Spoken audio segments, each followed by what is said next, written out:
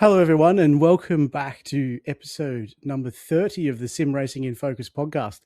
We are a podcast that talks about sim racing, as the name suggests, but in particular, the Australian iRacing scene. I am your host, Dean Readett, and of course, joining me once again is Jacob's Max Packets Hughes. Max, how are you doing?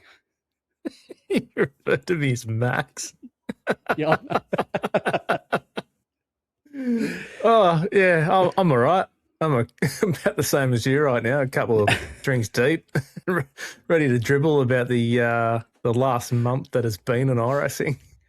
It's been a wild ride. Australia Day celebrations have started a day early, so yeah, we're keeping it rolling here, and thought we'd do a Daytona special on the podcast whilst we've had I don't know 6 hours behind the tins, but I'm sure we'll be able to talk here for an hour or so on what's been happening. But obviously today we've also got real life Daytona happening, but we're coming off the iRacing Daytona.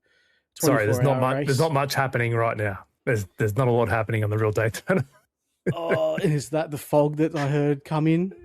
Yeah, so they're literally going to be on a full course yellow for like the next 5-6 hours. Oh no! Yeah, Perfect time for a podcast then. Yeah, and it's funny too. Like, I was just watching it before we come on, and like the commentators are getting to that point where they just sort of like forget like what to talk about, have nothing to talk about, so they start doing like weird accents and telling random stories, and it's just funny how it just sort of derails like when situations like that happen. I mean, it's a tough pill, isn't it? Like why Daytona 24-hour race now it's getting up there in the scheme of things for like in terms of endurance racings towards being one of the most pinnacle, probably the pinnacle outside of Le Mans. Like, and you get the fog come in. Same happened with the Spa 24-hour GT3. Like, you just can't plan for this shit. Well, it's weird because I think they were talking about it, and I think they were talking about the last time they had one there like that. I think it may have been, I could be wrong, but I'm pretty sure it was something like 2011 because I had photos of there on it as well.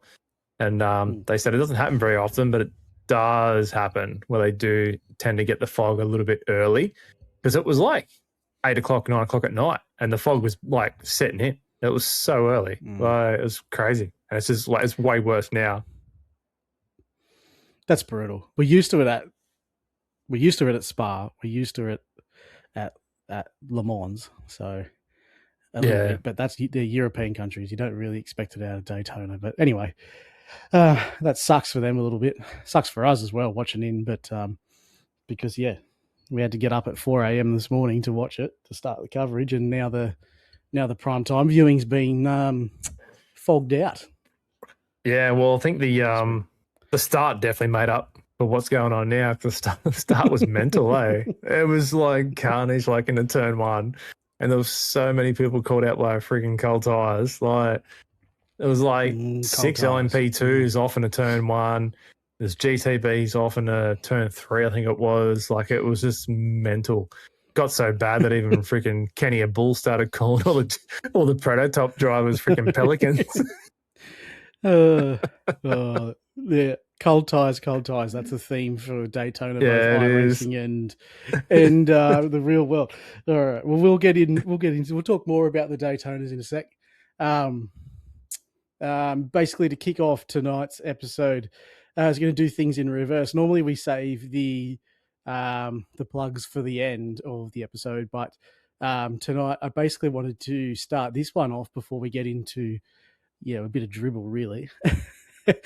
We've just basically, reminding everyone to jump out there and try and find us on Facebook, Instagram, YouTube, obviously, Spotify, Apple Podcasts, and TikTok. So we want to put down a little bit of a subscriber goal. We're trying to go for 250 on all 5 platforms, so 250. So we know we're pretty niche here with our listeners and everything like that, but if you do follow us on one and not the other, we would massively appreciate you jumping over to the other platforms You can find the show has a link tree now that's on I think Facebook and Instagram, where you can jump on and go over and basically do subscribe on every page there. So we're just trying to build it up on all platforms, and then when we go out to try and ask people to come on, we can have a little bit of a incentive there for them to do it. So we have some good following on some platforms and not the other, but yeah, it's starting to get out there. It's been a big month, Packets. It's been a good month for the show. There's been a little bit happening in terms of engagement, which is awesome. But yeah, what do you feel about those goals? Yeah, I feel like now more than ever, people are probably sort of enjoying the cooked up shorts I've been putting out. I've finally gotten off my backside and actually started busting out some shorts, which has been good. And to be honest, like every time I make one, I usually have a bit of a giggle to myself, listen over and over to it 1,000 times before I publish it. But yeah, it's like, it's good doing that sort of stuff. And yeah, I enjoy it. And yeah, I hope everyone else is enjoying it as well. Yeah, it's interesting. We have like a couple, like the last month or so, or the last 3 or 4 shows, we've obviously been pretty lucky to have some good guests on that have been able to talk a lot about, I call it the X's and O's, but the technical side of things. But every now and then we still like to delve into something like tonight's episode, where I call them our sim racing news and brews episodes, where we just have a few beers and then we just shoot the breeze with whatever comes up, really. So hopefully keep the different styles of podcasts coming along, and yeah, I think these types of episodes as well have been really good performers for us as well. So obviously some people out there just like the funny stuff as well. Yeah 100%. Yeah, it's like you're always going to get 2 sides of the party. You're going to get people here for technical and serious stuff, or you're going to be having people here absolutely for the cook stuff.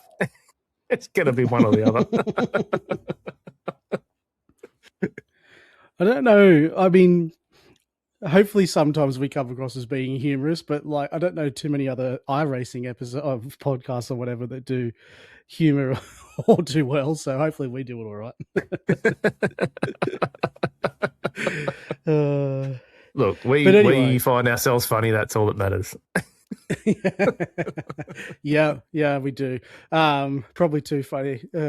Probably funnier than most is what I should say. But especially walking around the house, it's never easy listening to yourself back. But then when you hear the funny moments, it's good. It's quite enjoyable. So yeah.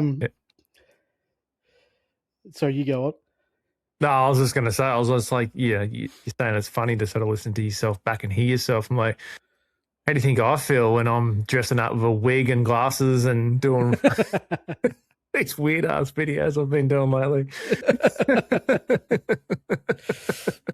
We'll get to that, I think we'll get to that. You do get used to it. Yeah.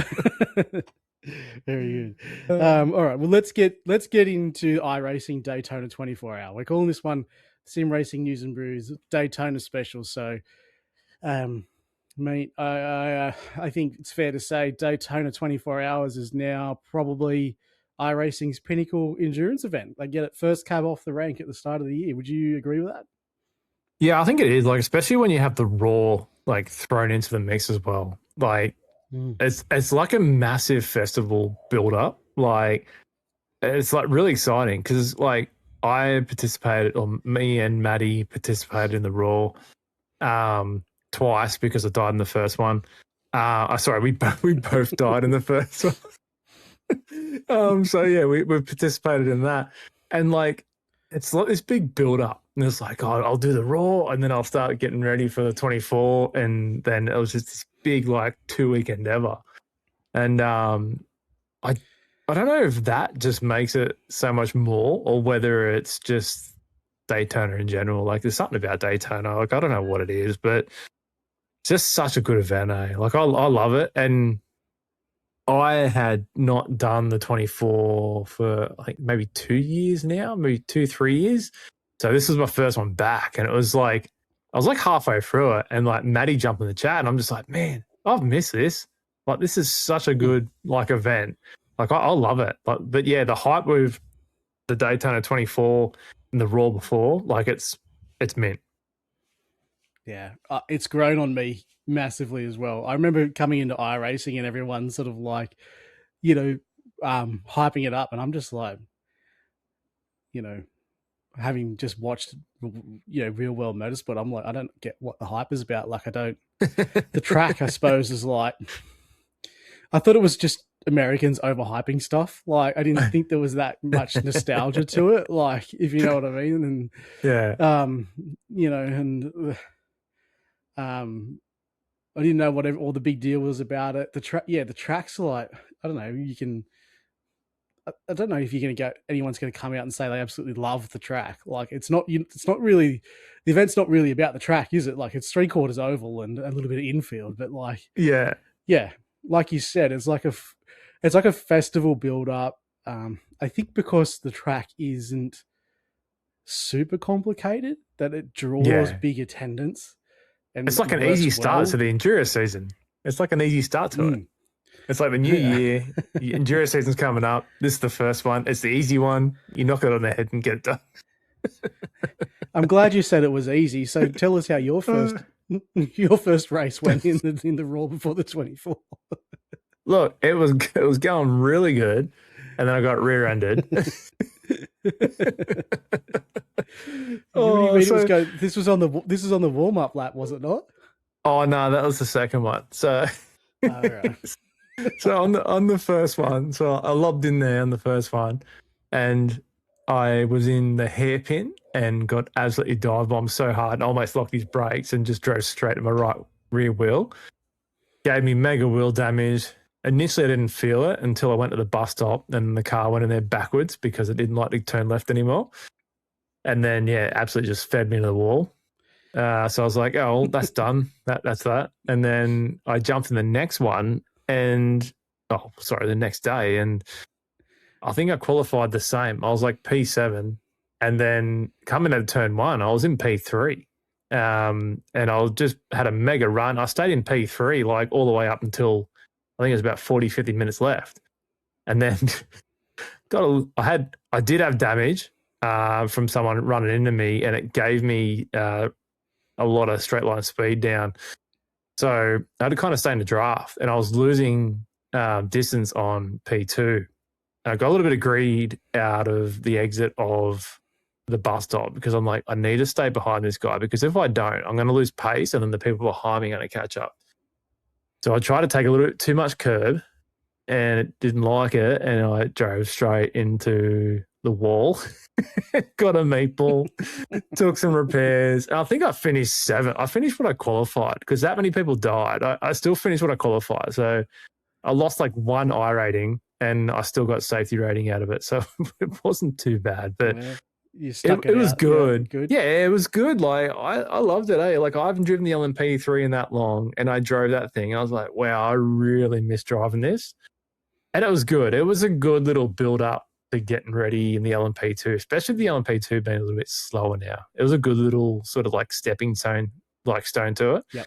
But it was fun. I loved it. I just don't know what's going to happen with the Raw now because the Raw isn't actually like a race anymore. Like it's so like in real life, the Raw's gone, and now the Raw is like a practice session for the GT3s and the 24, but they do have the LMP3 and the GT4 race now, but it's part of the actual series they run. So it's just like the 2 30-minute races now at Daytona they do over the weekend.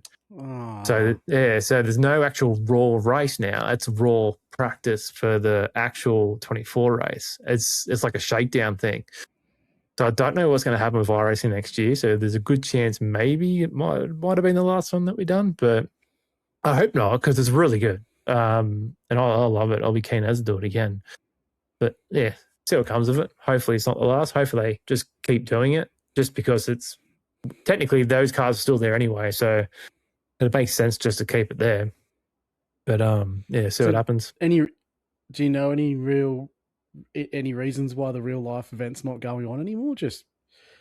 I don't know It seems like like I haven't really looked in it too far, but it seems like they're treating it as the first round for the sports car series now, rather than it being like a special event. I think they're actually including it in the series as a points round. Okay. I think that's what might actually be happening.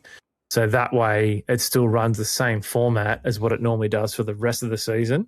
So they've got the Saturday race and then the Sunday race or something like that. So I think that's what they're doing because it's included into the series now. They're trying to have it as like their standard rounds with the 2 races included rather than just being a 2.4 race. Yeah, okay. I rely on the Raw before the 24-hour to remind me that the 24-hour was on the week after.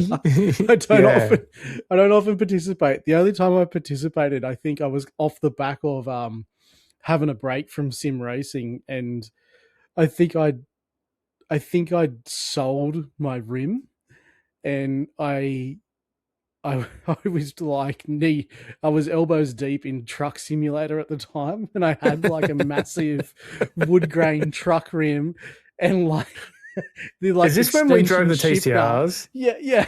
And so I was like racing the Raw before the 24-hour in a TCR with like a ginormous wood rim and like an extension shifter, like. That's right, because I think you got murdered like straight away. No, well, no. As you can imagine, I wasn't the fastest because I was trying to do it manual in the and so I got about 40 minutes in, and I just couldn't. It was the most boring thing ever trying to race the TCR there. So I literally just come to the bus stop and just went straight ahead into the tire wall. Like I couldn't do it to myself any longer.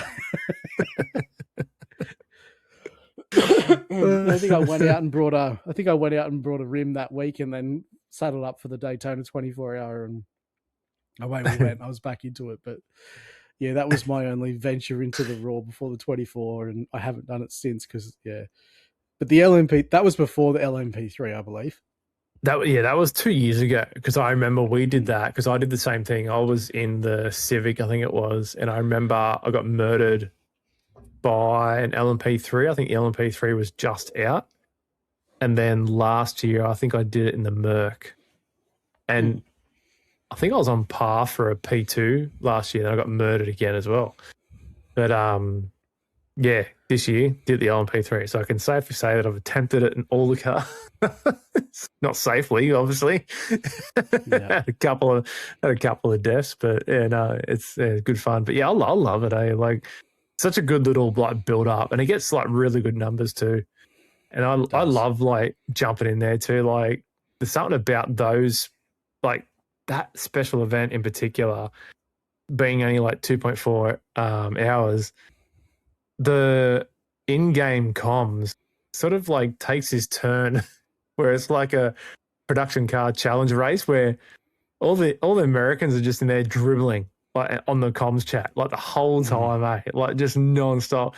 And like the Raw, it's exactly like that. Both races were like that, They was just dribbling non-stop. And I'm just sitting there giggling the whole time at like the dribble that just spitting out. it's just comic gold, It's good.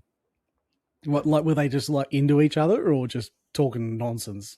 Yeah. And then there was this one guy. So like the second one that we did, there was a guy in there and he had literally done every single Raw race like over the weekend because there's a guy in there that called him out and said, "Oh, have you done like every single one this weekend? I've seen you like at all of them." And he goes, yeah, this is like, I've done everyone so far. He goes, I've got one more to do after this and then I'm done all of them. I'm like, oh my God.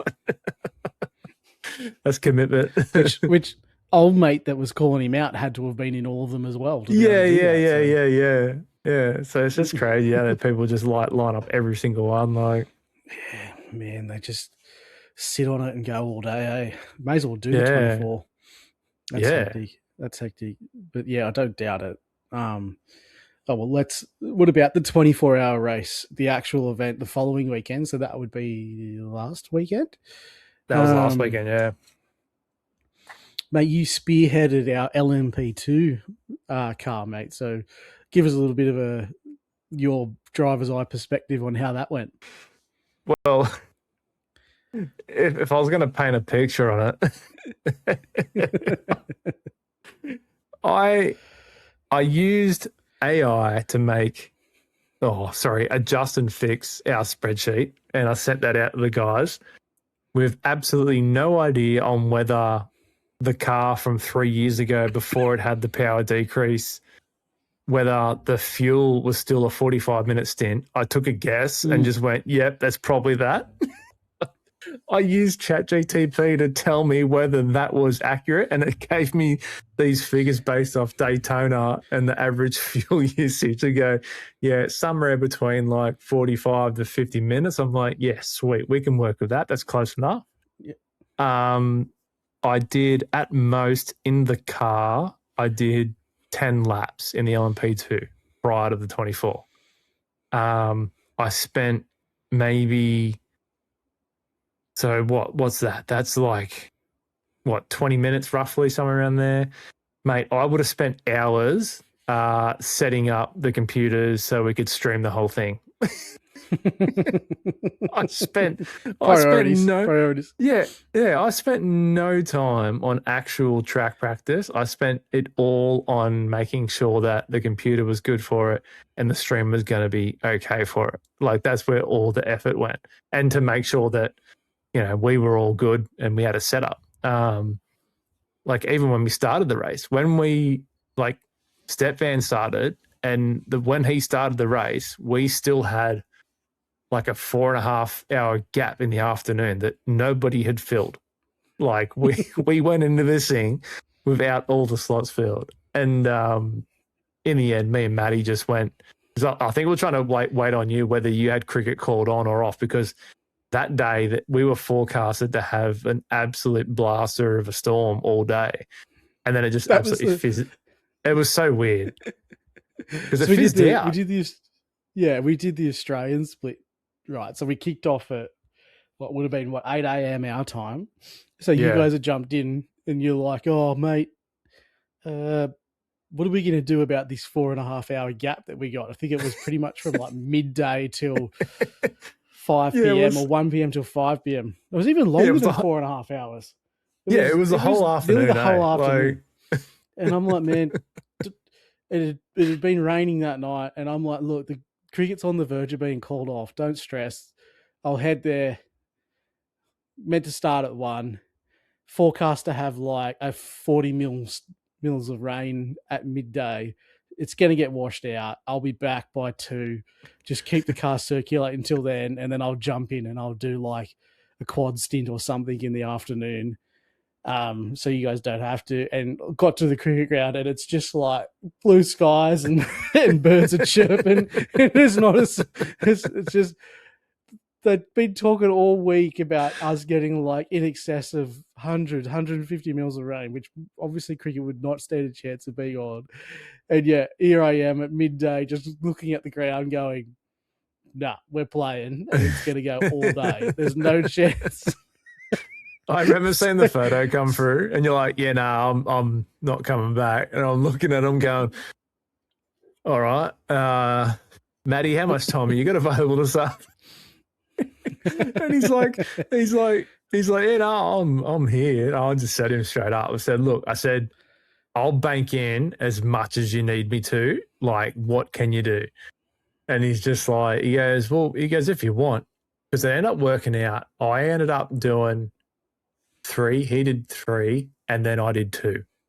And he said, oh, do you want to do like 4 and 4? And I said, nah. I said, that's brutal, man. I was like, how about, I'll do 3, you do 3, and then I'll come back and I'll do 2. And he's just like, yeah, all right, sweet, we'll do that. So that's how it ended up being. And in the end, it worked out pretty good. I was pretty knackered by the end of it. Like, I was so cooked. But like, it was funny from the start, eh? Like, Step Van, the poor bugger, was trying to do qualifying.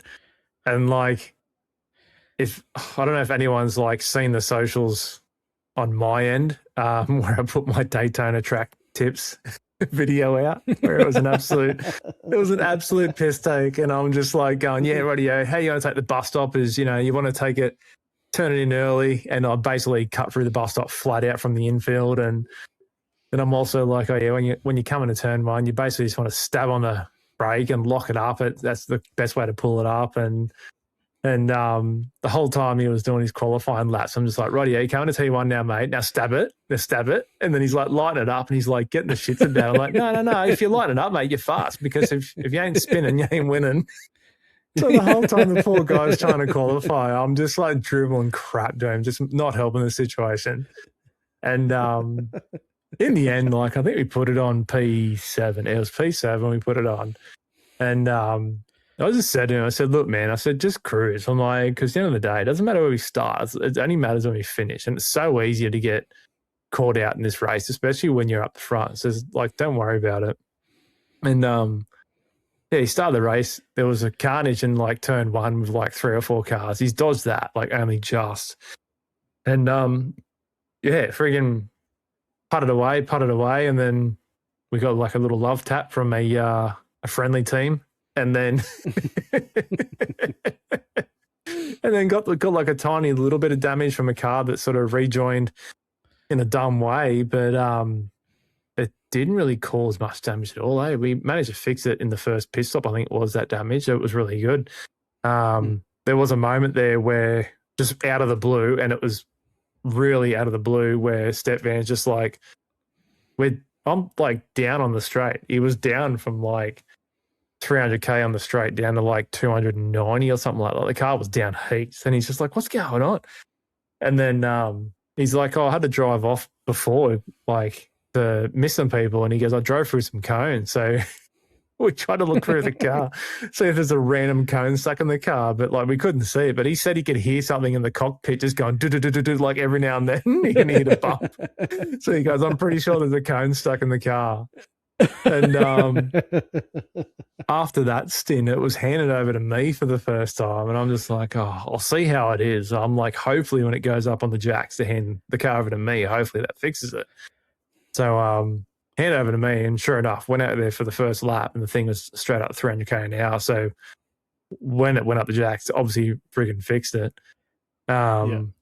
But yeah, no, it was good, man. Like, everyone drove pretty well. Like, yeah, we only had like a couple of sort of slight mishaps, but like in general, it wasn't really anything bad that caused us damage.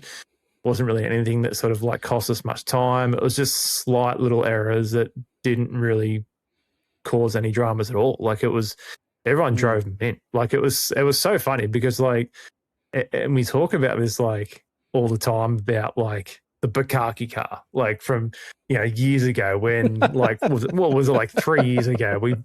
We threw 7 of us in this LMP2. Can we say that?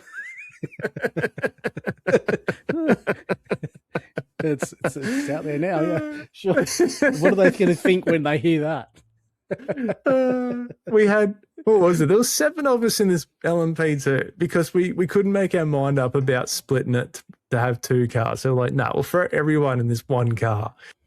And it was the biggest piss taker. And like, I said to everyone before the race, I'm like, don't let this race like worry out. Like, no one cares what happens. This car's probably not even going to survive the first stint. So just chill. And I'm pretty sure I did the first like 4 hours, because I remember I did all the daytime stints. And I remember like by the time dinner time came around, I didn't have to drive anymore because I'd already done enough freaking stints. Yeah. So I remember I did all that and then handed it over, and like we were slowly like picking spots off, and then handed over the car to a couple of different people. And then I think we ended up getting damage at one point from something. I can't remember what happened, but I remember we got a little bit damaged, but it wasn't too bad. And we ended up finishing 4th. And I was just like, man, like, solid job. Like, no one gave a crap. Everyone just sort of like relaxed. We were all in the same Discord channel at one point, just drinking and dribbling. Like, it was the fact that like, do you need to change what you just said then? Do you know what's you that? Said you said we finished P4. We finished P3. No. That was the Bukaki car. I'm talking about the other year. Oh, the other year. No, yeah. I'm not talking about yeah. Going back the other one. Going back to LMDH when we ran that. No. That was P3. That car was that was P2. That car. Sorry, I must have stopped listening. Yeah. Look, look, that's understandable. I was getting a beer out of the esky. I was talking about the last time we had freaking 7 guys in an LMP too.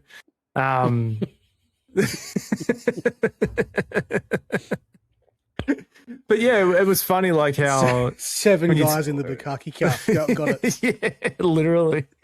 There's your episode title right there.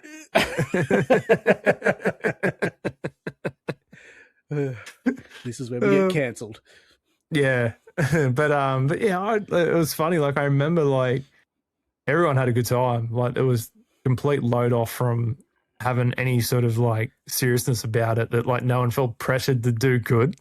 I think it made a lot of difference. And like it was funny. Like I messaged you. It was the Friday, I think, before this current 24. And I said to you, I said, oh, how you feeling? Like, I'm pretty nervous, like, about this. Because, like, I was coming off the back of a pretty hard run of, like, DNFs, like, penalties, like, heaps of issues and races. So I'm just like, yeah, I'm not really feeling too good about this, especially when I've only done 10 laps practice.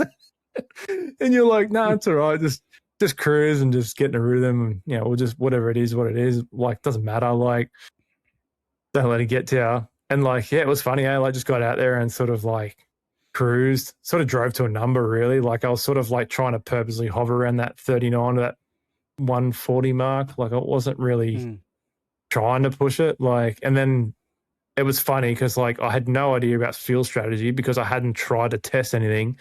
But after about the first stint, I'd already worked out that, oh, if you save a little, you can get that extra lap out. And I was just like, oh, I'll keep doing that, man, because it kind of worked out well with the bus stop and like turn 1, like depending on what sort of traffic you had. If you just sort of like saved a little there, like you got that extra lap out, and it kind of worked out well in the end because, man, when we got our last fuel stop, that was the exact amount to finish the race.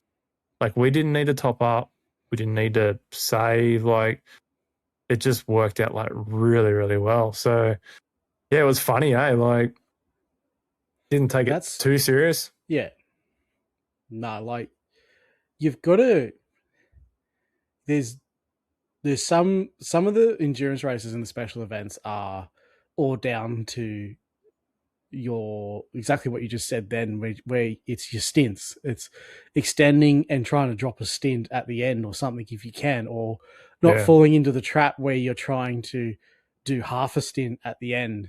And you drive accordingly. Like a place like Daytona, you know, being the lead car and setting blistering lap times isn't going to be overly rewarding for you because all the cars behind you are just going to sit in the draft and just chug along, and you know they might be 10 seconds slower than you over the course of a stint, but you can save that in fuel easily. Like so, it's one of those ones you don't get too nervy about. You don't want to be antsy when you jump in the car trying to set hot laps. Like it's something where it's circulate. You don't have any lost time in the pits. And if you can do that, then you're going to go a long way to finishing in the top 10, top 5 of your category. Like, so Daytona's like that. And then, you know, you go off to the other special events like the N24hr. Sometimes that's just like you're going to get some damage along the lines, and you just keep going and you keep going and you keep going, because so many people will like get binned in the first hour and then give up. But like, because that's such a long lap, you don't often go that many laps down. So it's different. So you have different. And I remember you sending me that, and I'm like, dude, honestly, like, freaking hell, like the best thing about being in the LMP2 class is the small field size. So there's only 12 or 14 in our split. Yeah. So what's the worst that can happen? You start 14th and you drive in the gap for a little while until you start to feel comfortable. Then you move forward. Like you're never going to be that far out of the race. So unlike, you know, GT3 where there might be like 30 cars and then you're trying to make your way through that. It might take you freaking hours to get through that. So that's the beauty with the LMP2. It sucks a little bit because we got bumped down so far. I think we were in like split 9 maybe. I don't know. No, we were split 5. Split 5, okay. Yeah, no, we'll split 5, eh? It was a bit weird our split. We had a mad hybrid of like everyone above us and around us, sort of everyone around us had like all our I ratings on our team were like relatively close. But like everyone around us had these weird combos where two drivers were like 1.5, 1.8, and their other two drivers were like 3 or 3.5K. And it was so obvious because when the races started, like a couple of people at the front, when the race started, with a couple of people at the front took off. And their pace was like pretty rapid. But then like through the night stint, like where they're obviously putting their slower drivers in, there was a couple of times there where I'd noticed this is the lead car. I'm unlapping myself. This guy is absolutely having a hard time. He's all over the place. And I realized the 1.8 or the 1.5 guys in there having a hard time. I think it was my first stint. So I come into the car on the Saturday night. So you guys had been going you'd been going for 12 hours already. And I think at the time when I come in, we were circulating in fifth. Well, we're going back and forth with fifth and between fifth and fourth. And and I jumped in the car, and by the time I'd finished my triple, we were going back and forth with third and fourth. I thought to myself, I'm a demon here. Like, I've just come in here and drove this car up to two places. And then, you look at it's exactly that, though. It was because the lead cars had their couple of helmets in that were doing, 41s. and we were just able to stay on the same pace the whole time. So, that was... The actual racecraft itself... Yeah, the actual racecraft itself really shined when the nighttime stints come up, because when they started banging in all their special drivers, that's what I'm going to call them. There was I needed to go back and clip it, but there was literally a period there where out of nowhere, like the driving standards just went out the window, and I mean out the window. Like every GT3 driver was like a moving chicane. Every LMP2 was like all over the place. GTPs were going off on the bus stop left, right, and center. And I'm like, what's going on here? Like, there's just, and like even Matty jumped in because he was still there. He's like, what's going on? He goes, everyone's just like all over the place like right now. I was like, yeah, I think all their nighttime drivers are jumping in. Jumping in. Isn't it funny? Isn't it funny? You can be 14 hours into a race, and it feels like it's going in a bit of a rhythm, right? You lap a couple of cars, you get a lap to yourself, lap a couple of cars, and then all of a sudden, out of nowhere, it just turns into like a chaos event where all of a sudden, like 10 cars come together at the same point on the track, whether it's through like someone bottlenecking at the front of the queue, and then you've got all three classes together trying to go through the infield, and it's just all over the place for like half a lap. Yeah, the funniest thing I found with the whole event was like the situations when you come out of the pits on cold tires, and then there's a GT3 trying to dive bomb you in the hairpin, and you're trying to like stay ahead of him, but your tires are that cold that you can't even fight him for it, and he gets the jump on you coming out of the corner. And the same thing happens with the GTPs. They like come out and they try and beat you into the hairpin, but their tires are so cold they can't even do it. And then they light it up on the exit. They nearly bin it on the exit trying to like get ahead of you. Like, it's just, I really like that aspect of the cold tire situation, because when people are coming out of the pits, it makes such an exciting first sort of half of a lap, like trying to juggle that situation. And like, because every time it happened to me, I was giggling. I'm just like, oh, what's going on? I'm like, oh, mate can't even get back past me. It's just like, or vice versa. Like, I'm trying to like sort of like struggle to get back ahead of a GT3 because my tire's just so frozen. Like, and you know what made it fun? What made it like super interesting? The part that I found, cold tires, absolutely. But like when you so you come through turn one. I think it's technically turn 3 on track, that first right-hand hairpin after the pit exit.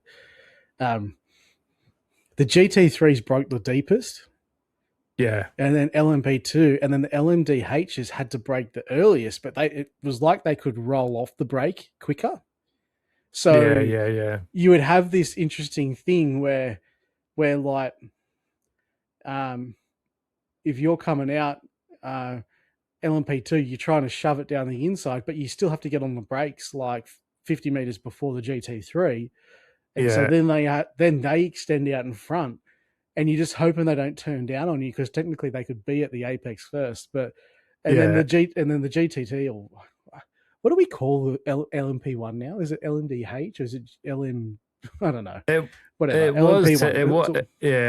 was LMDH initially, but I think that's the Le Mans term for it. So like in IMSA, they call it GTPs.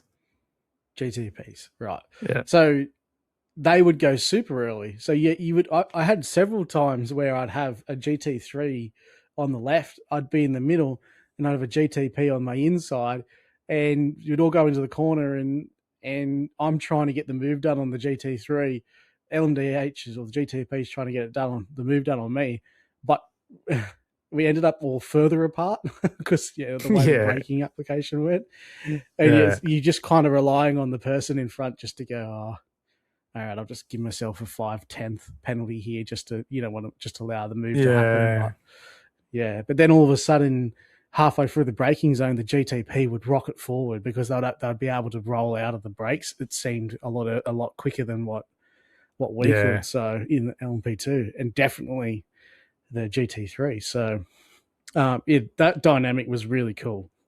It makes me excited for stuff like Sebring and that as well, like where there's a little bit more braking and stuff involved in those cars, and it's not, Can you imagine that? Like when you're coming out on the cold tires, you only just got to get the infield done. You get up on the banking, and then it doesn't matter, you're on cold tires. The power of the car just takes over. But imagine at a place like Sebring where it's all turns. You got to get it done on all turns.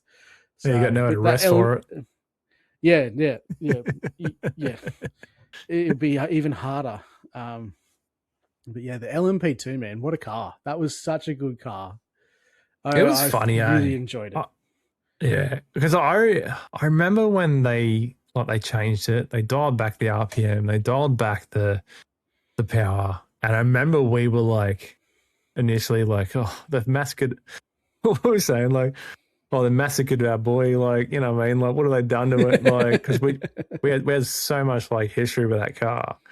But like we sort of just didn't touch it there for a while, and it was kind of like all done. And last year, you guys did the GTP in the Acura at Daytona. Great race. Had a great race in that. And then, but I don't know what. Like I was pretty open about wanting to run the LMP2. I don't know if it was like nostalgia or whatever, but I think the biggest thing that sort of like swayed me that direction was the GTP's just got a new tyre model update. So like everyone that was raving about it hadn't really driven it yet. So they're like, oh, okay. And I didn't really want to run a GT3 because I hate being the bottom classes constantly getting overtaken. I'd prefer to be one of the overtaking classes. Like I prefer to see what's ahead of me and not drive in the mirror the whole time. So I was like, nah, maybe the LMP2's a go. And as soon as I started doing laps in it, especially the new tyre model, I was just like, man, this thing's still awesome. I couldn't get used to the gear changes, but even like by the end of my last stint, I was still like limiter bashing it every lap. I'd be coming out of a corner and I'm just going, like, fuck, I cannot get used to this. Like I'm still limiter bashing it like every freaking lap. Like, it felt like third and fourth you had to short shift it every time. Yeah. And it seemed like they were like useless gears because you just powered through them, and then you got up into your high range gears, and then you let it sing out then, and it would never hit the limiter bash. Like, I mean, it would, but it seemed like third and fourth, it would get there in an instant and start limiter bashing. But the other gears that had, you just had to short shift through them. And it's not like, even if you caught them early, the car didn't suffer that much in terms of speed. It just drove through them. So, obviously that's for the banking and the oval section, why it's like that. But yeah, you had to consciously tell yourself short shift as you're just working your way up through the gears. So you didn't limiter bash.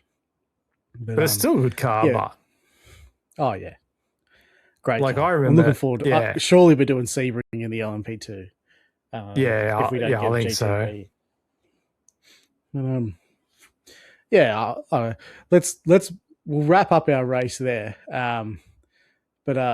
Because we got to move on to other stuff. But it was a great event, honestly. Like I think that's to sum it up.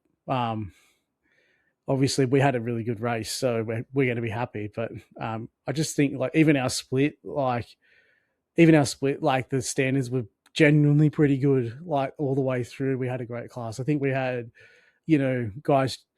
We had is it Revolution Racing Team? We had TriStar Racing Team. Guys that we normally go against in Premier Endurance League were in there. So I won't speak for you, Packets, but I didn't have any altercations with those guys. I think there's another team. Every time Stuart Shaw drove past me, I was flashing him, and he started weaving because I had them like popping in and out of our Twitch chat throughout the race. So we were all sort of like keeping tabs on each other and checking in, seeing how we're going and whatnot. And they had a good run. I think they got P2. Yeah, they got P2 in the GTP class. So they had a pretty good run, which was good. But actually it was really unfortunate for P1 in that race. I can't remember the name of the team, but man, they were rapid. They were like laps ahead of P2. And anytime they overtook us, I was like, man, those guys are just on it. Like they just had mega pace, and it was really obvious. And then it was like 2:00 in the morning for us. I think it was just handing the car over to Maddie, and they had binned it on cold tires into the bus stop and absolutely wrecked the car. And on that, and they were like, man, they were laps ahead too. Deploying your nighttime special driver, and that's it. Oh, we don't even know if that's the case, but I know that they were good, but like they were fast, they were aggressive, but like I tell you what, like doesn't it make a difference when like you have like they were clearly very good, and they weren't just fast. Like every time they come up to me, I knew exactly what they were going to do. It's like I could tell by how they positioned the car behind me. I knew exactly what they were going to do, and I was able to let them get by with minimal time loss to myself. Like most of the GTP drivers, they were predictable. Like they were so predictable. Like that's what I found with that split. And I kept praising it right up until the point where it fell apart in the nighttime split, in the nighttime stints. I kept praising it, saying, man, like all the GTPs are like really predictable. All the GT3s are like really predictable. There's only a couple out there that weren't. But like it was really odd for a multi-class IMSA split race where most of the people are predictable. Like it doesn't happen. Like especially in like split 5. Like it just doesn't happen. But it was definitely good. Normally when you're like getting the car for the first time, someone's like, usually like someone will be sitting there with you in our team just going, car number, like whatever it is, you've got to watch them. They're not gonna cooperate or and usually come with like 4 or 5 cars with like a stern warning, like watch out for this car. Like you want to get it done in a really clean early way. You just can't send it in on them. They'll just turn down on you. Like, but there was nothing like that. It was really quite good. I think the shit got cleaned out early and then we went, apart from the Diddy oil car. Oh yeah. the P Diddy oil car, which was, I mean, I didn't have any issues with them, but apparently just talking to a few of the guys from the other teams that they were, they had a few issues with Diddy out there on track. Yeah, that's right. I forgot about the Diddy oil racing car. Oh, yeah. He was a bit of a menace, but anyway, I didn't find it too bad. Yeah, maybe I'm just accustomed to a Diddy party now and then. So, all right, we've talked too long about our own race. I wanted to talk just a couple of points. I was hoping there would be some major controversy that come out of Daytona, like there normally always is, but I don't unless I'm missed something, I don't think there was any major controversies, but the only slight controversy had to be the pork sword selection, like the Porsche Yeah. GT3 and also the GTP. Like, what are we talking about? 90%, 85% selection rate? Like, come on, GT3. You can't, the balance of performance, what's going on? Like, we can't be having that many pork swords out on track in a special event. Well, if you ask iRacing, there's nothing wrong with their BOP. that's what they keep Rex is saying. just overpowered at Daytona, apparently. Yeah, And you called it too, because you were talking to Dane and that about it, a couple of episodes ago about how last year was all in favour of the Porsche. Yeah. So it's been like this for a good, when was it? It's probably been like over 6 months since that happened initially. And I was like, nah, surely they're going to nerf it just enough for the 24 because the Porsche's never been strong on the 24. But they nerfed it. They took some speed out of it, I'm pretty sure, which is funny because it already had no speed. But it was able to rail the bus stop that hard that, man, it was just still quick. And, man, everyone drove the freaking Porsche. In our split, I think we had all Porsche. I think it was one Lambo, two Mercs, and a Mustang. I think that's all we had. And there was one Beamer. Oh yeah, sorry, and one Beamer. But like Beamer. all the rest of Porsche, man, we had what was it? It was 20-something freaking GT3s in our race. Like it was heaps. 30. No, there was over 30. I think it was 30. Might have beaten 30 on the dot. 12 LMP2s and then the rest hypercars. But even in the hypercar category, it was mainly Porsche. There was no Acura. No Acura, no. Whereas last year that was the dominant one. I think we had one Cadillac and one Ferrari. So I'm not sure what made the Porsche GTP so strong. Yeah, I don't know. Not sure if it's a new tyre model or not. Because I didn't really look into it because, to be honest, I wasn't focused on trying to run it. And the only reason I really picked up on the GT3 was because I was so in the know of it last time when it was so freaking OP there. But it was clear also following them because they would literally just launch it over the sausage curbs. Yeah, on the exit. Yeah, on the exit, they could just jump the thing literally off the ground. Yeah. It was hectic because it scared the crap out of you being LMP2 behind them, and you're like going through. Sometimes you get stuck there, and you're like, just going to have to take my medicine here and follow them. And then all of a sudden, one of them would just launch like two wheels up in the air, and you think, "Oh, I'm gone here. I'm dead. This guy's going to lose it in front of me." And then it would just land, and they would take off again, and you drive down. Like the way they handled the curbs was obviously the main reason why that was the choice in the GT3 class. Yeah, it's funny. Like they nerfed it, and they still couldn't stop people from choosing it. Whereas, in the past, was it last year or the year before? I think it might have been at Spa. The Ferrari was a weapon. And then the update come out a couple of days before it, and they nerfed it, and man, it was dog shit. It was so slow.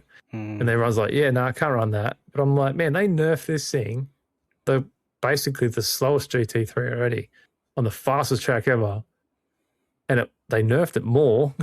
It was still the quickest. How do you work that out? I think the biggest thing that did it for a lot of people too was the fact that it was so easy to drive. I think it was just easy to cut laps without making mistakes. And I think that's what did it for a lot of people as well. Yeah, but you'd think being at Daytona that the difficulty wouldn't be too much. Yeah. Too hard for him. But anyways, yeah, I just thought that was a bit weird.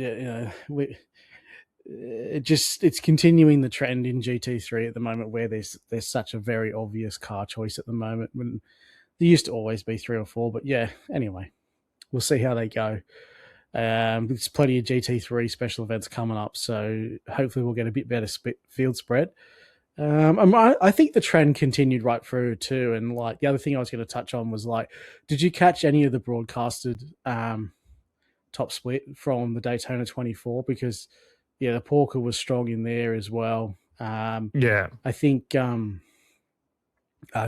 Racing ended up winning the event in the GTP class, but I think Dane Warren, so the guest from episode 28, he managed to finish in P4 Yep. with the Porsche Motorsport entry in the GTP. So decent drive. I know they probably sitting there, they probably won't be that happy with that, but that's their first foray back into iRacing. So he's, good to see them back in there. Pretty sure Jossie Rogers would have been in that car too. I think Redline was second, and anyway, so but yeah, more to the point, the GT3 class winners were again, I think it was Williams. They were in the Porsche, so Yeah. they were 1-2, and it must be a different world being in that top split. I was watching that race, right, and the bump drafting was insane. Like, I didn't watch all the race, Yeah. just like car it was more prominent in the GT3, but they were just nose to tail, and that was so awesome at it. Like, they were literally touching the whole way, like, and just trying to like essentially just push each other into it's almost like NASCAR, really, where you try and like push yourself into the group and you drop the group behind, and then therefore they can never catch back up again. Like, and it's like that for 24 hours. Like for 24 hours, like it's insane. It's pretty crazy how some of the pack racing is in top split, like over 24-hour period. You're like, man, these guys are racing in packs for like 24 hours. I'm like, how the freaking hell? I don't have the attention span to do that. Like, how do you do that? But it's like, you think to us, like racing in a pack, you might be like 6 cars separated by like 3 or 4 tenths each, jostling a little bit. This was like, immediately I watched mainly the last couple of hours. I didn't watch them all. I just picked apart just to make sure I was over who was going to win and blah, blah, blah, blah. They were like bumper to bumper, jointed at the hip, like no segregation at all, and just pushing for the whole last couple of hours. And they're obviously, all those guys in the top speed can drive the car on the absolute limit, but that's not enough. You actually have to seek those advantages by being in that. Like, it's hard to explain, but I'm thinking to myself, like, man, if I tried to do that, I might be able to do it well for a couple of laps, but then I'm either been in the car in front or I'm binning myself. Like, they were, they were just railing it for 24 hours. I'm assuming it went full 24 hours, but they were just railing it. And, if you weren't doing that, you weren't in the contest. It was crazy, crazy to see. But yeah, to put a bow on it, great event. So kudos to iRacing. No server screw ups this time. No, none of that. Just a bit of BOP. But other than that, I think they broke the record again for the most participated special event. Everyone loves Daytona. What can I say? Yeah. It definitely relit the wick inside of me for it. That's for sure. It was good. It's like, take a P3. It's like you just won a championship. Yeah, it is. It's just, I mean, it doesn't really matter. You have a good race. You come out. Everyone's buzzing for the next couple of days. It's awesome. Yeah, it's funny. It's like the biggest thing for me was like not the positioning, not for like how pace. It was just like I hopped out after doing 255 laps with a 2X, and I was just like sick. I needed like a clean run like that, and that's the most I was happy about. I was mostly happy about doing so many laps with only 2Xs, and I'm just like, yeah, that's it for me. That's just like having a good, clean, hard run, and staying out of trouble. That's the biggest thing for me. It's like you walk away sort of satisfied. Yep, absolutely. Yeah, we were all very satisfied. Good vibes in the team afterwards. Then you come along with your clips afterwards, and that's always good to everyone have a reminisce about. So, all good. So yeah, tip the cap to iRacing again for another great Daytona 24-hour event.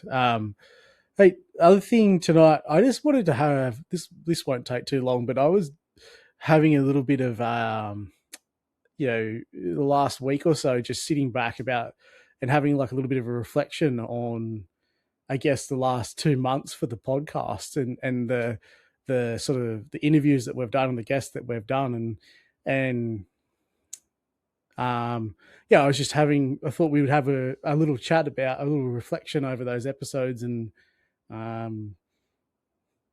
keen to hear your thoughts on how they went and in particular like the people we got to speak to and did you know especially about the guests that we obviously had on, like how much they'd accomplished in sim racing, so to speak? Oh, did you? Yeah. Well, I'm a little bit more of a. I'm a little bit more of a. Here's a question with a question. Yeah. Well, I'm a little bit more of a. I'm a little bit more of a nerd where I look into I look into this stuff pretty deep, like. Yeah. But and to be, but like obviously, like Dane, I knew Dane a lot about what Dane had done. I knew a lot about what Brenton had done. I didn't know a whole lot about Damon. Yeah, that caught me off guard.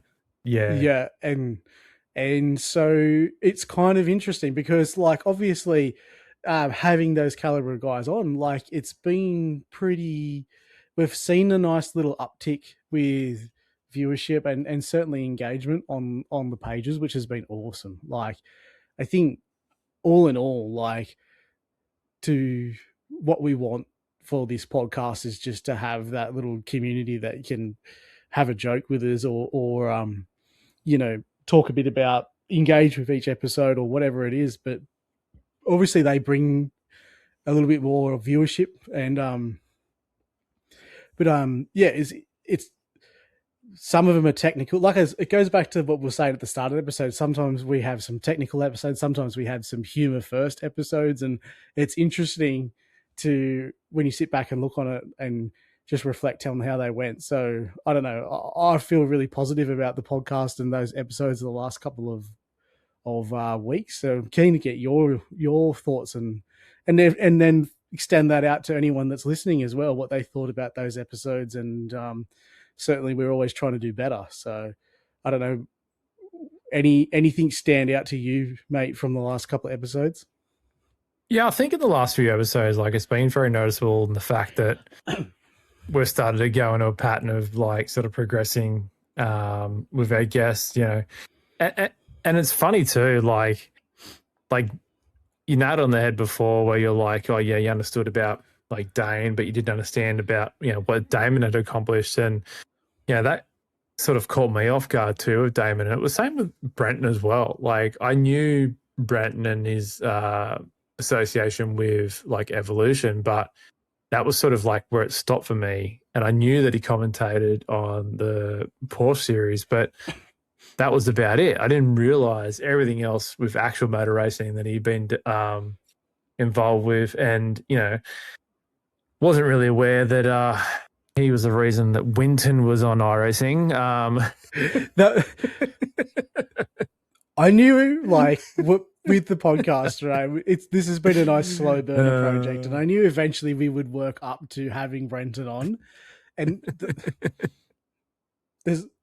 there was that was the one dying question that I had for him, because I knew how much you dislike Winton, and I'm just like, I have to get him on and we have to ask him the question because it's so good.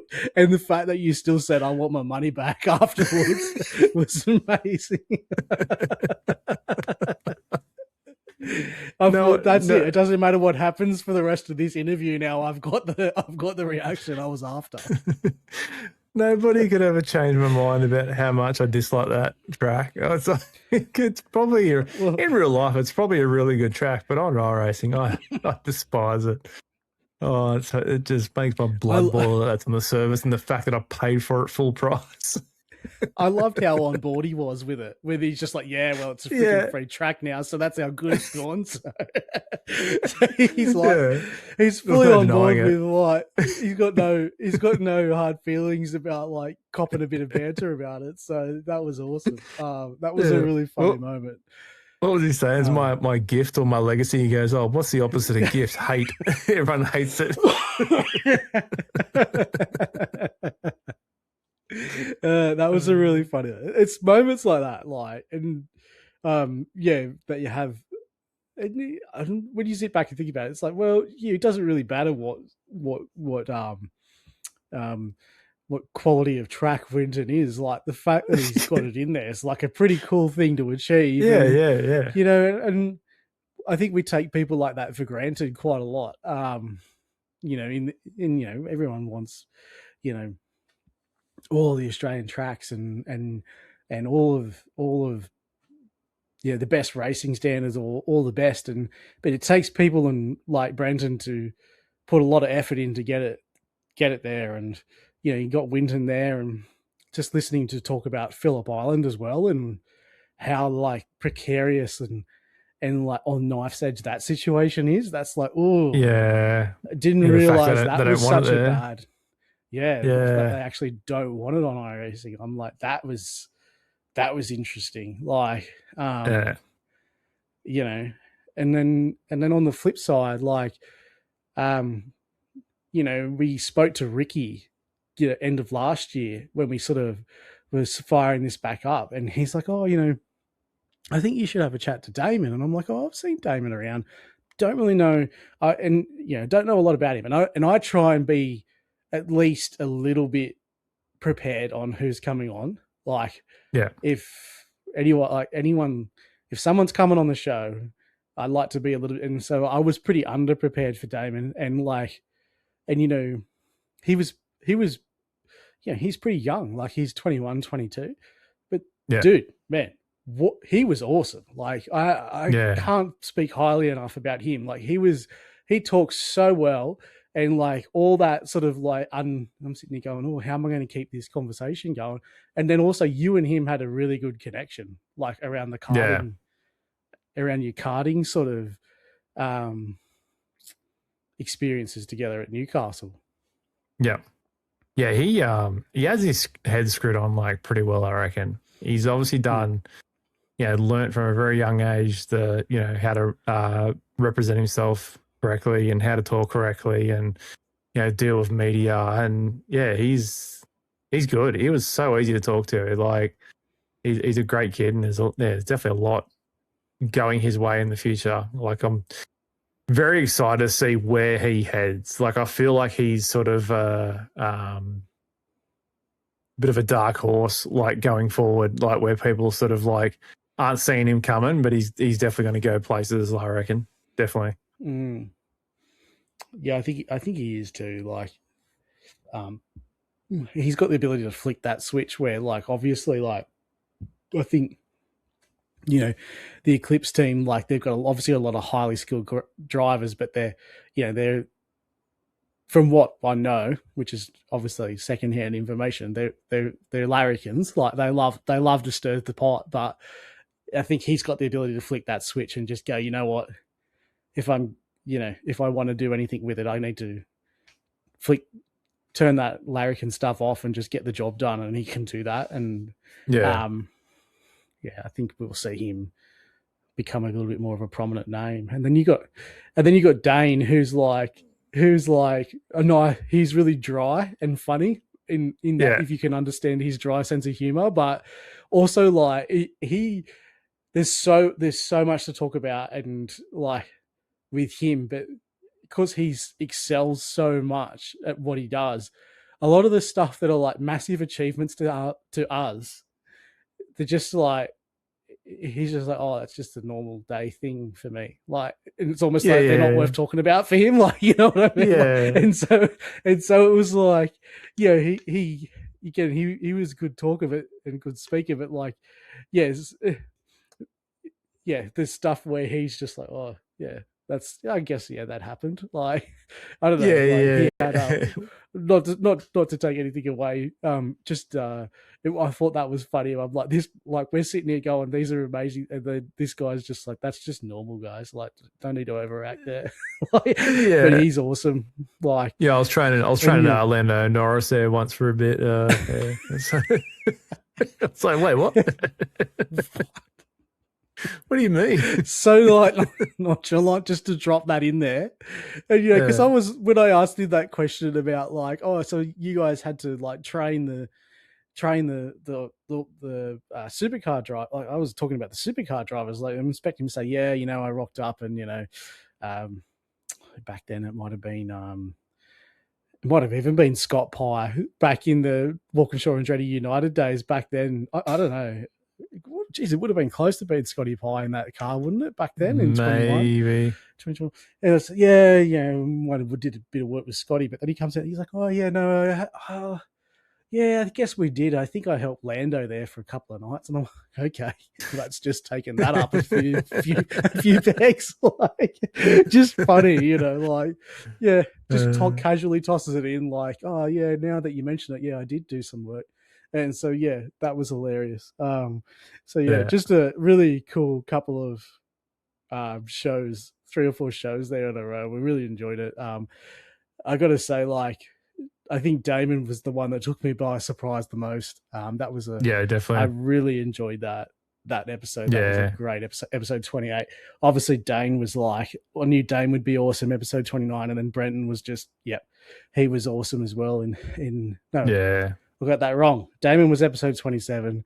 Dane was 28. Brenton was 29.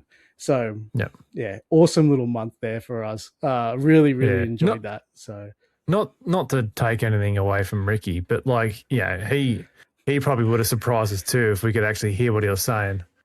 Yeah, or we could see him on screen. So, things evolved quite a lot since the last Ricky Provenzali episode, which would have been episode 25 or 6 thereabouts. So the clientele went up, the production went up, and the sound went up. So it's been a good result. Every time I think of Ricky talking, I always think of Ricky Bobby when he's got his hands up in the air, he's just whispering in the mic. Old Whispers Provenzali. Oh, good.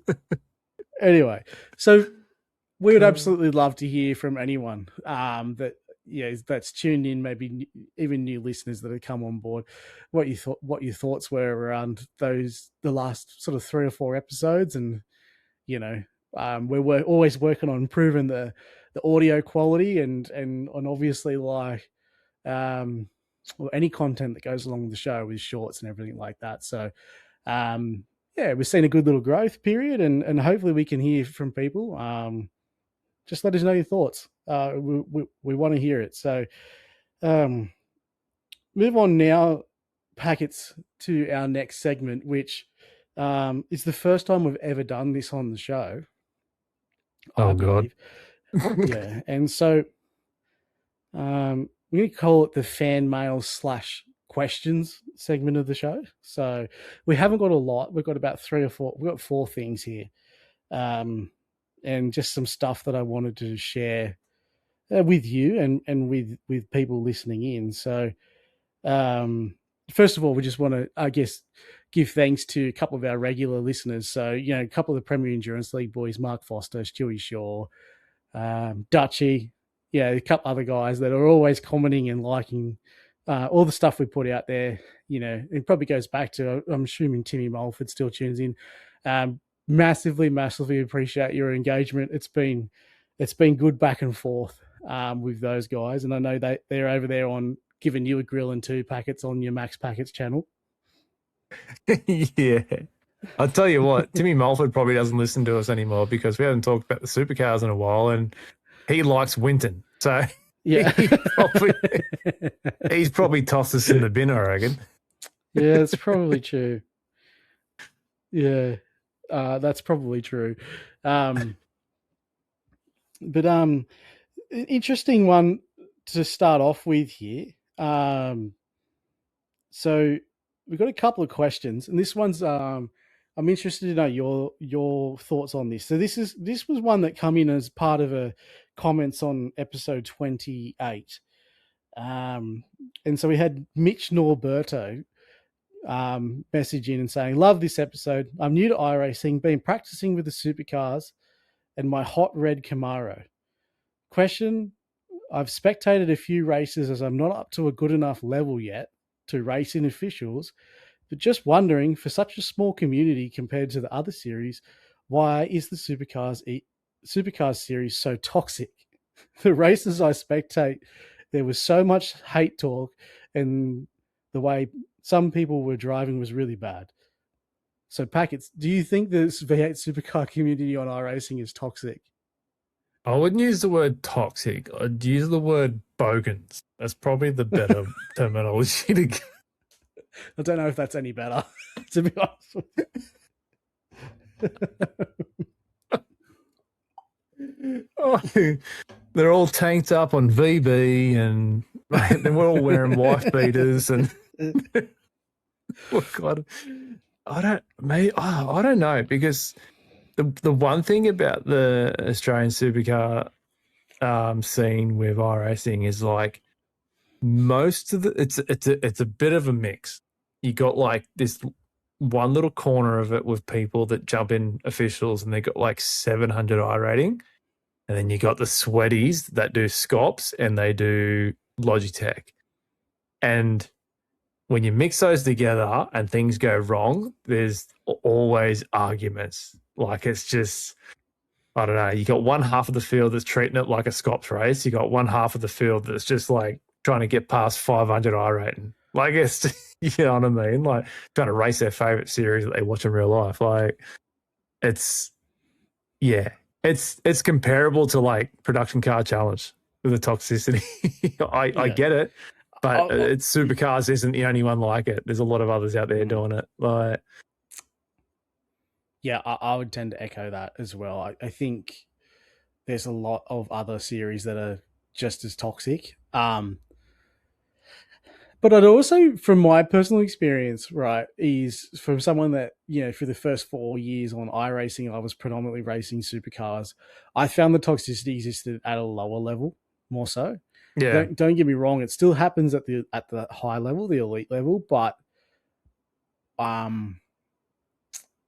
it's not as much over comms as what it is via like in, say, Discord communities or whatever. Like, but yeah, I find the toxicity over race comms on iRacing is much more prevalent in lower split. And that's because there's a lot more errors being made. Like, people are learning the car, so you know, the only way you learn is to race. And the reality is, like, if you're going toe to toe with people that are like, you know, sub 1000 IR or 1200 IR, like, they're learning as well. And a lot of people want to give their opinions, but I kind of think in the lower down split, it takes two people to tango. So you got to get in there and you got to get in there and rub shoulders. And at the end of the day, like, at the end of the day, the people that are toxic, you just got to let them. You just don't engage with them. You let them. You let them have their say and move on. But ultimately, if you take the view that there's always something that you could have done better to avoid it, it doesn't really matter whether you're at fault or not. You just want to be able to look at that and go, you know, whether it was the other car's fault or not. It's like, how did you end up with your car in that situation? Could you have done something to avoid it? I think you got to look at it that way, because ultimately you should jump in and do, if you're in iRacing to do V8s, which, let's face it, most Australians are, you can't be scared about not racing officials. You've got to jump in there and give it a go. Because honestly, it's also a really, really quick way to gain I rating. Like once you can understand how to control the car, because most people will bin it, and yeah, you just don't read too much into what's being said over comms, especially, no disrespect to the lower IR category or anything like that, but it seems to be more prevalent down there because there's a wider range of errors happening, but also opinions and skill level. So Yeah. all I'd say to Mitch is get in there and and even if you just focus on running a clean race as opposed to a fast race in a V8 supercar field, that's always going to make you go forward. So in terms of where you qualify versus where you finish, because the attrition rate is so high. Yeah, the mute chat button could be your best friend too. Yeah. So you don't even have to listen to them, just mute chat, and then if they want to try and send you a personal message, Alt K, bang, slide that over to the right. Don't have to see that either. But yeah, I know it. Yeah, I've been a lot of supercar. You would have been too. A lot of supercar races in the past where there's certain people that we know. We won't name them, but you know who you are. Where you tend to dribble the whole way through the bloody race. There's just those people out there, and sometimes it can be funny, sometimes it can be just over the top and annoying. But yeah, I don't know what it is. But yeah, like I said, you can mute it. Don't have to listen to them. Yeah, and the other thing I would say is with the supercars, you jump in, you do your officials, you get acquainted with the car, and then you're pretty much moving into league racing. And the chances are is people that are behaving like that in the officials, you're not going to find it in league racing when you get in there, because obviously there's admin, there's race control, they're going to stomp that stuff out. And quite often the people that can't help themselves aren't allowed to race in the league races. So, there is known people that are just irrational and yeah, so they get ousted. So you just got to get in there and get your skills up. You're going to make mistakes. So, don't always take the view that even if you're not at fault, there's something that you can look at to see whether you could avoid that situation moving forward. So anyway, that's toxicity. Yeah, unfortunately, I mean, I think it's an iRacing thing more than just a specific to V8 supercars. But anyway, I've got another question here, Packets. This one's it's come in by a carrier pigeon from Saudi Arabia. S. Rankin has asked, when will Max Packet's AI subscription run out?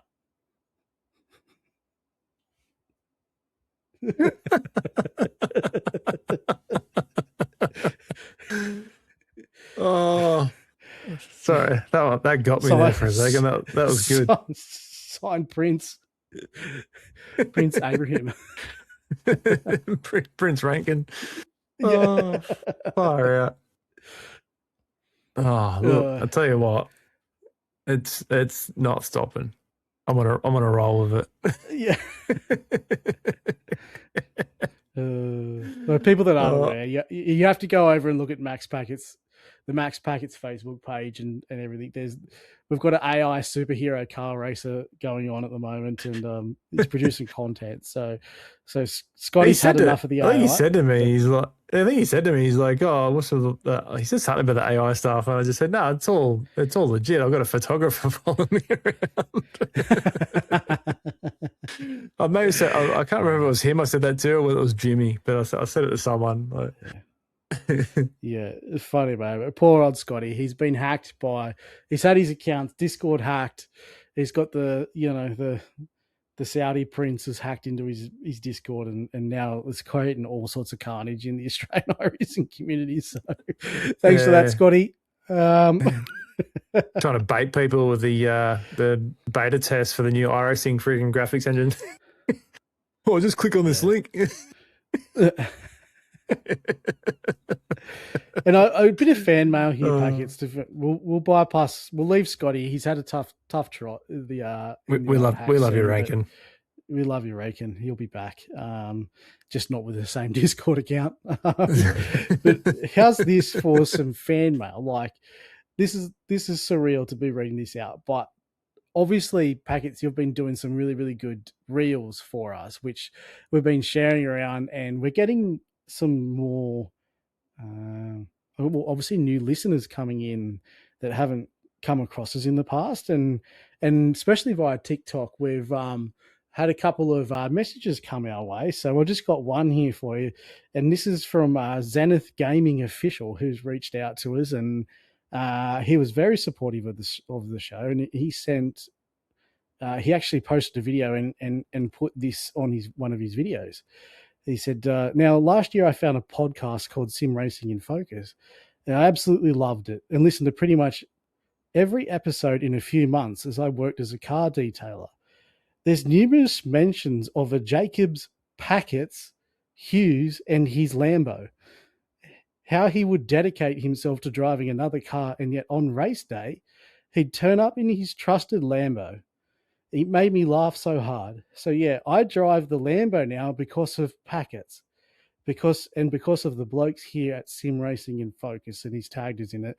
And what a legend, because he has just about done that every other video that we've made. So Zenith, you're a freaking legend. But Packets, after that being said, what car are you going to race in Premier Endurance League this season? Well, it was going to be the Lambo. That's kind of backflipping the last sort of 6 hours. So,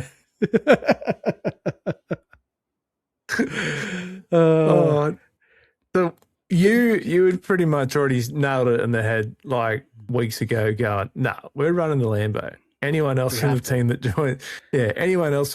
joins this series has to run the Lambo. Like, that's just the only car you can run this series with this team. Like, it was pretty much locked in.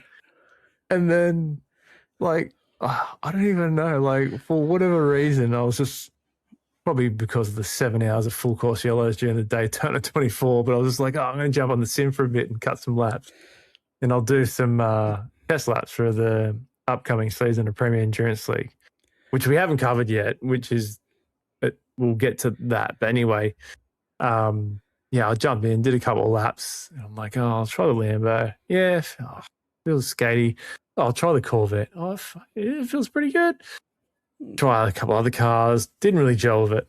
So I went the next track, and by the end of it, I was only bouncing back and forth between the Lambo and the Corvette, which I found really weird because I always hated the Corvette since its release.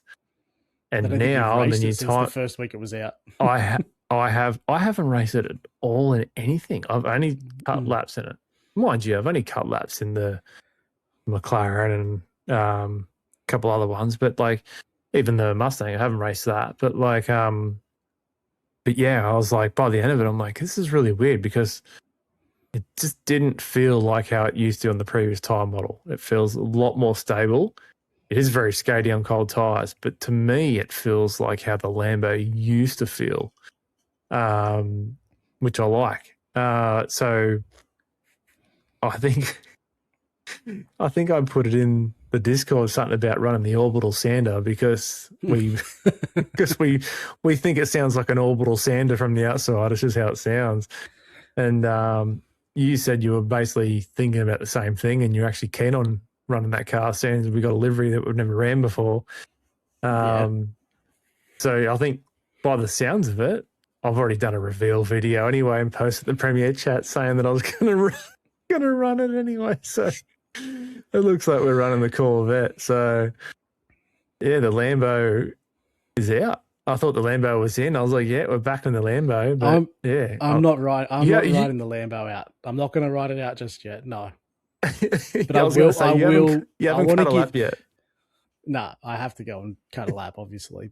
But like, I just thought it was very poignant that someone, and you know, and Zenith on that video where he wrote that, he's posted he's winning his first ever GT3 race ever and in the Lambo. So proof's in the pudding. He's gone off your recommendation for the car choice. He's gone to Bathurst. He's won. And then you've just turned your back on it straight away and said, Lambo's out. Nah, I'm still convinced it's still the most underrated GT3 and it's still the best sounding GT3 on iRacing. Yeah. Um, You can think of worse I cars to torture yourself with. yeah, like I've done seasons in the Lambo. Like I remember doing seasons in the Lambo when nobody was rocking up in the Lambo. Yeah. It's just me. I was like the lone Lambo in most of the seasons I ran that thing. Mm-hmm. And I think I've bounced back and forth between that and the Porsche, I think, throughout Premier. That's what I've ran.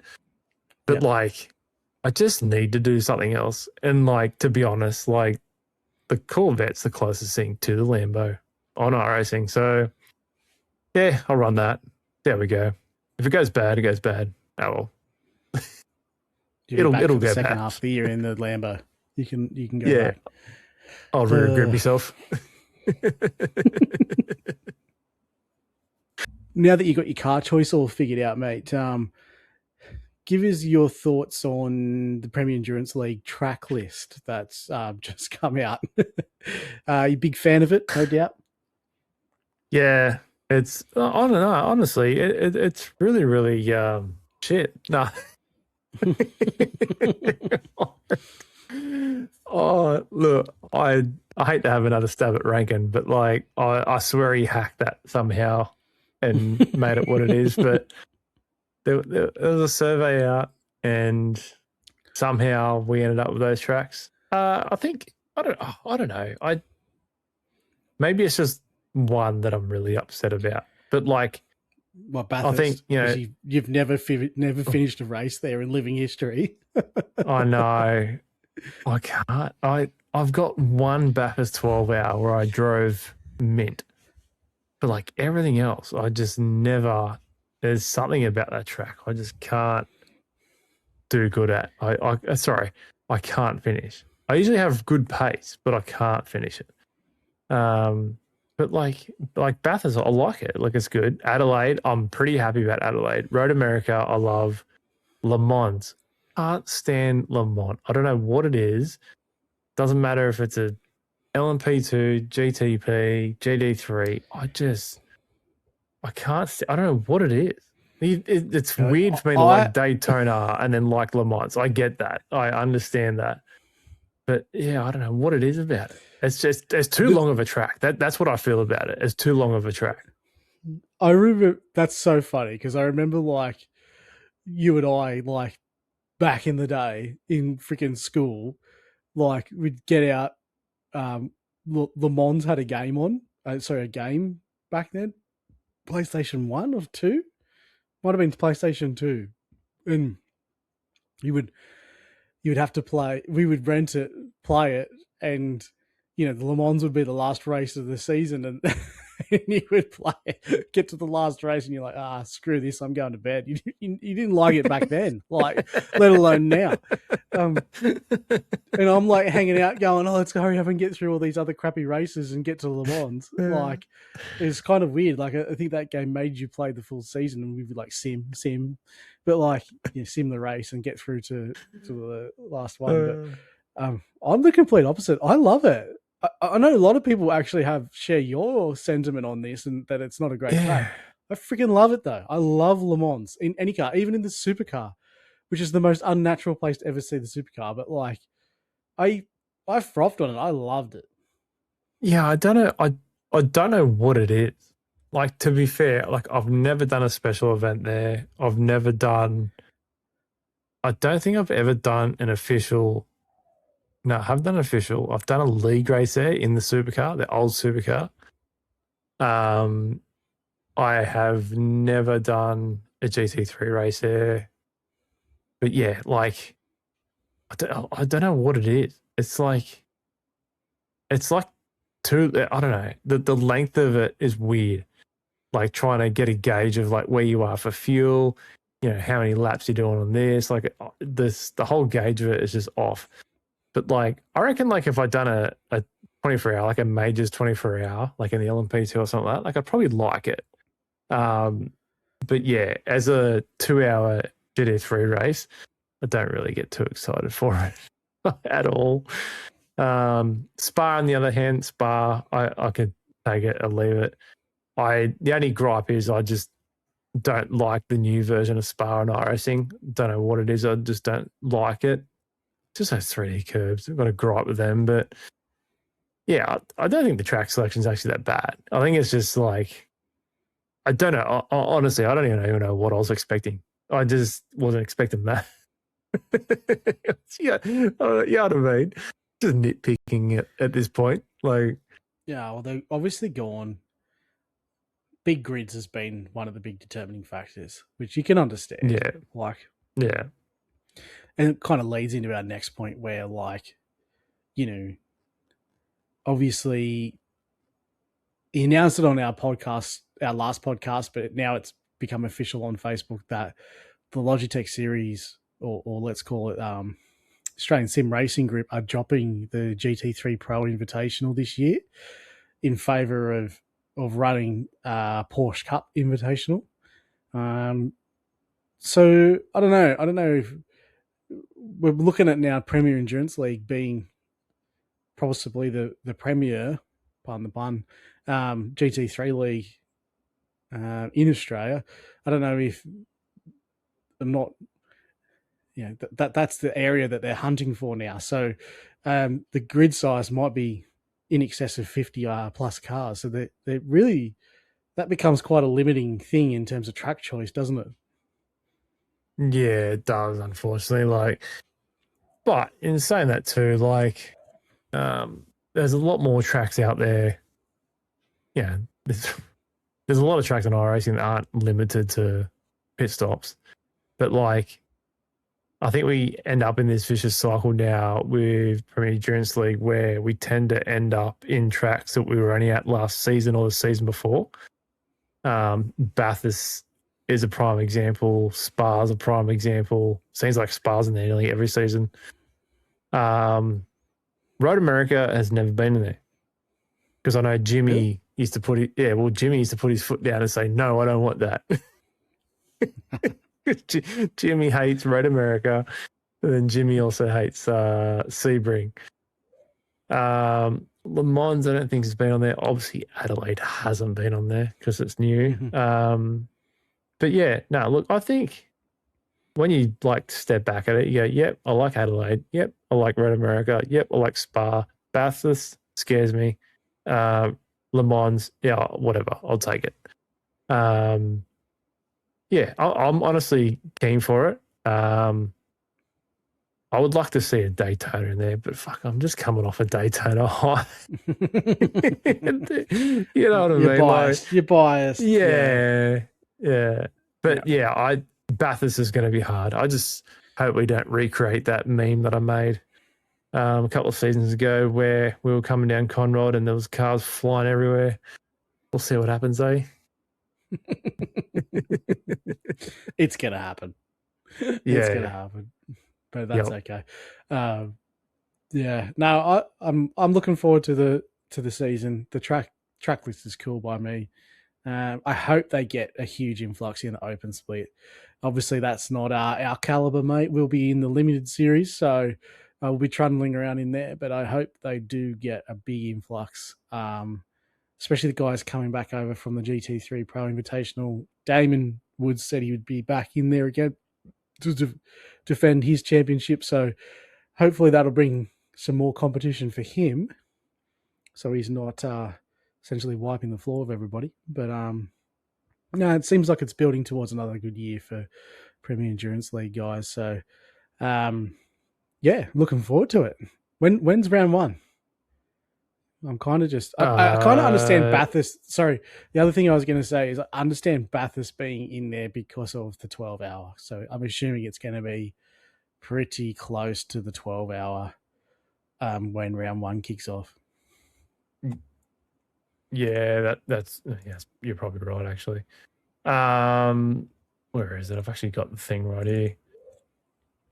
Round one is on February 8th at Bathurst. Then we've got March 8th at Adelaide, April 12th, Road America, May 17th, Le Mans, and Spa is on June 28th, which means that's kind of going to be a 24-hour prep for a lot of people.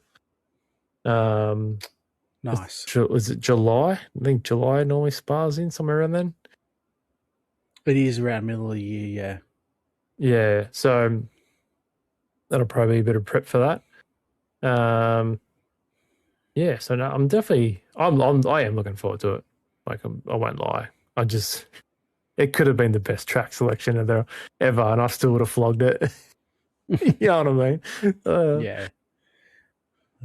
All good, mate. I'm looking forward to it. I think I'm just looking forward to the banter more than anything else in that series. So you've kind of Yeah. infected the Discord. So we'll. Sorry, everyone. I'm sorry. Oh, we look forward to it. But mate, I don't know what the situation is like in the real Daytona 24-hour, but I was kind of hoping that we were going to have a few beers and then be able to go and watch that now. We still might. We might jump over there now and call it a night for tonight. Obviously, just no guests tonight. Back to us two individuals. So, mate, any parting thoughts or wisdoms from you before we close out tonight? Nah, I think I'm just sort of like finding me footing again. I don't know. I think I said that like a couple of weeks ago. Like, especially coming into Daytona, I was actually excited for it for a change. Where I was sort of like burned out the last couple of years. Where now I'm just like, yeah, no, I'm feeling like I'm just sort of like starting to really enjoy it again. And I think between that and the episodes I've been getting at lately, and the AI social media work and the shorts, like it's actually been pretty enjoyable. Whether you like AI or not, you can't fault the bloody comedy side of it if you use it the right way, I find. So yeah, it's been fun, and I look forward to what we've got coming up in the next sort of season or so. Yeah, no, it's been this start to the year has been awesome. Lots of stuff firing out and lots of engagement. So I appreciate the AI stuff, mate. So keep it coming, even if Rankin doesn't. I think most of us do. So keep it coming. I think deep down he does too, just quietly. He's just having a little cheap shot. So that's okay. That's all good. Probably. Yeah, and it's a good time to get back in iRacing because I call it special events season. Daytona last week, Bathurst obviously coming up, and then almost straight away after that, Sebring 12-hour. Got to keep the motivation up in the team to keep doing it. But geez, to be honest with you, I'm not sure when Sebring 12-hour is, but after the LMP2 run at Daytona, I've got more of an eye on that than I do on the Bathurst 12-hour at the moment. So, me too, to be honest. Like, it's funny. It's funny to say that. I'm feeling basically the same way. But like everyone's, like a lot of people in our team are talking about the 12 hours, going, yeah, Bathurst. I'm keen those, and I'm just thinking, yeah, when's Sebring? I'm keen to get back into that. That's actually that's March. So March 27th. That is. Yep. So there's good events coming up now across the next couple of months. So it's a great time to be back in iRacing. So everyone, get involved. It was great seeing, listeners of the show out on track racing against us, not getting taken out by us, which is a miracle in itself. But we hope to keep it going across the next couple of months. And as we said earlier in the show, if you're liking what's coming down the line in terms of the shows we're putting out, make sure you head over to wherever you listen to, whether it's Spotify, Apple Podcasts, YouTube, or preferably all three. Go and follow the show. If you're on Apple side of things, and also Spotify, give us a review, a 5-star review if you are so inclined. But if not, and you want to give us less, then so be it. Go and do it. It all helps in the long run anyway. So make sure you go and do all those good things. Go and follow old matey over here at Max Packets on in Facebook and Instagram, TikTok as well. I'll do the plug for him because I know he doesn't like doing it himself. And keep the messages coming. We'll start, I think, putting posts out about trying to have some, user questions. Follower questions. We'll I don't know whether we'll put them forward to our special guest coming on, but certainly in these our sim racing news and brews episodes where it's just packets and on, we'll use any questions you've got as content on the show. So make sure you comment on any of the Facebook posts, or you can send us a direct message through Instagram or Facebook and get us that way. So we're only too happy to shout out people on the show. So other than that, guys, we're going to call it a night right here, and it's going to be bye for now.